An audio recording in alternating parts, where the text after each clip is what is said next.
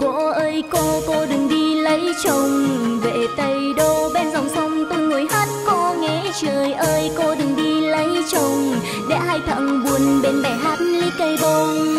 Anh ngân nga tại câu hò ly cây bông. Anh hò cho một cô em gái đang chải tóc bên sông. Anh chỉ sống dưới mái chèo không có đất mênh mông, chỉ cần em còn ngồi chải tóc anh quyết ở mãi bên sông. Ơi hò là hò ơi, trong đầm gì đẹp bằng sen, quê mình ai đẹp bằng em xinh đẹp không cần bằng khen. 10 tí tuổi mà đã biết thẹn, cổ kết nên tóc em đen, dáng điệu đà và đoan trang. Đừng vội về nhà chi sớm em ơi.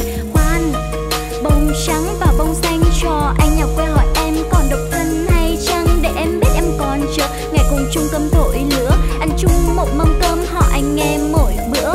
Hai đứa cặp là duyên nghe anh miễn rồi nghiêng em nở nụ cười duyên, vậy là em thích anh là xiên. Anh biết anh không nhiều tiền nhưng mà tiền không phải là quyền, anh có quyền thương, quyền nhớ, quyền viết cho em bài thơ. Em gái đừng vội làm ngơ khi nghe anh chỉ chở lúa, biết đâu anh thành tỷ phú khi lúa thóc anh trúng mùa. Chỉ cần ta còn bên nhau và cùng chung một cơn mơ, chứ đừng bên bồi bên lỡ để anh ngoài mong chờ em ơi. Hò là hò ơi, hò là hò ơi, hò là hò ơi, hò là hò ơi, hò là hò ơi, hò là hò ơi.